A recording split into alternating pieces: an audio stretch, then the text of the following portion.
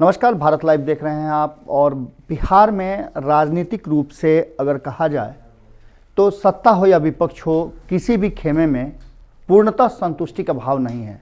जहां एक तरफ सत्ता में बैठे लोग आप और आप वाली बात पर उलझे हुए हैं, एक दूसरे पर शक और संदेह के निगाह से देख रहे हैं, वहीं दूसरी तरफ महागठबंधन और महागठबंधन के सबसे बड़े घटक दल आरजेडी में भी सब कुछ ठीक नहीं चल रहा है। आरजेडी में बहुत सारे नेताओं को इस बार भरोसा था कि वो सत्ता के करीब पहुंच जाएंगे और इस बार उनकी सरकार बन जाएगी। बहुत दिनों से सुखाड़ झेल रहे आरजेडी और महागठबंधन को सरकार बनाने का मौका मिल जाएगा, पर ऐसा नहीं हुआ।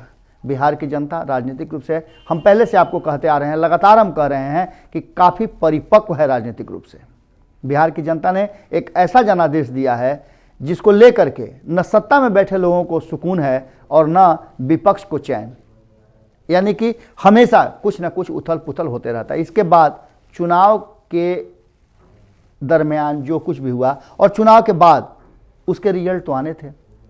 हालांकि हम उस परिणाम की बात नहीं कर रहे हैं जो चुनाव में आपने वोट दिया है, मतदान किया है, उसके पर वो तो वहीं गए हैं। उसके आधार पर जिस दल को बहुमत प्राप्त था उसने सरकार बना लिया। लेकिन दूसरी तरफ आरजेडी में बहुत सारे ऐसे नेता हैं जो या तो दुखी हैं या फिर उनको नज़रअंदाज किया गया है। लगातार आपने सुना होगा कई ऐसे बड़े नेता नाराज चल रहे थे। अब्दुल बारी सिद्दीकी को लेकर के भी बहुत सारी बातें चल रही थी।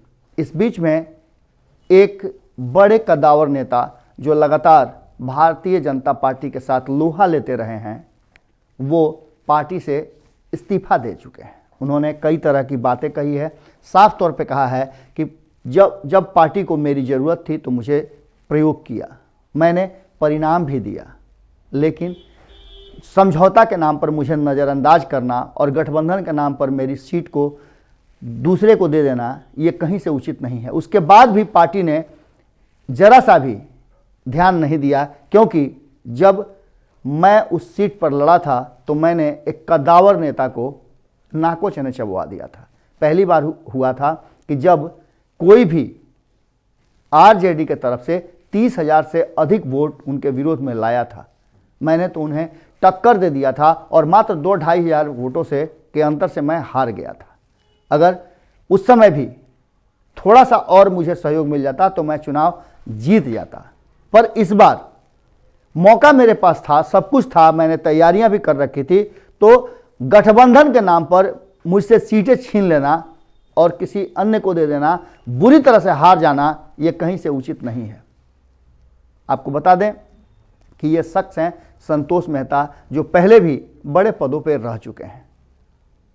आरजेडी में भी उन्हें प्रदेश का महासचिव बना करके रखा था। उसके बाद वो पटना के उप मेयर भी रह चुके हैं। संतोष मेहता एक कद्दावर नेता हैं, पुराने नेता हैं और आरजेडी के समर्पित नेताओं के रूप में थे। उनका नाराज होना इस बात पर है कि आखिर पटना साहिब की सीट उनसे क्यों छीनी गई, जबकि उन्होंने 2015 में 85,000 से ज़्यादा वोट लाया था, जबकि जीतने वाले नंदकिशोर यादव को महज 88,000 से कुछ ज़्यादा वोटें मिली थी और अंतर मात्र 2600-2700 वोटों का रह गया था। इन सब बातों को लेकर के काफ़ी नाराज़गी थी और नाराज़गी में उन्होंने इस्तीफा दे दिया है।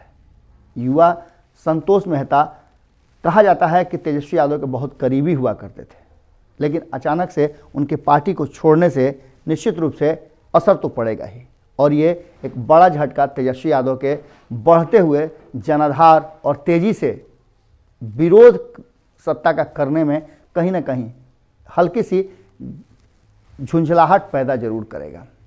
आरजेडी में भी अब भीतर ही भीतर जैसे जैसे संबंध बेहतर करने का प्रयास एनडीए कर रहा है, वैसे वैसे आरजेडी और महागठबंधन के अंदर भी अब बेचैनी बढ़नी शुरू हो गई है।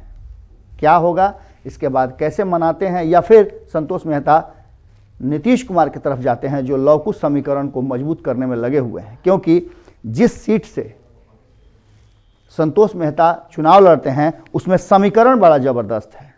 वैसे वोटरों का 3.5 लाख वहाँ टोटल वोटर हैं, जिसमें से वैश्य वोटर 80,000 के आसपास हैं, जो आंकड़े हैं उसके आधार पर मैं बता रहा हूँ।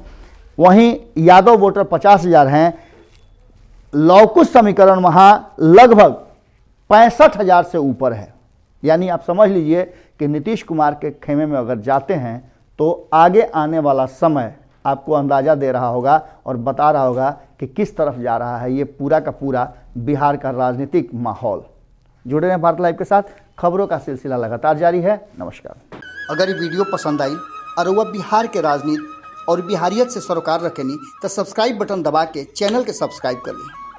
ओजे एगो घंटी बा, ओकरा बटन दबा देला से कुल सटीक और मारक खबर रुआ मुफ्त में मिल जाई। अगर रुआ पत्रकारिता के हमनी के नया प्रयोग में सहयोग कर चाहतानी तो ज्वाइन बटन दबा दी। पेटीएम नंबर नोट कर ली 9386816700। धन्यवाद।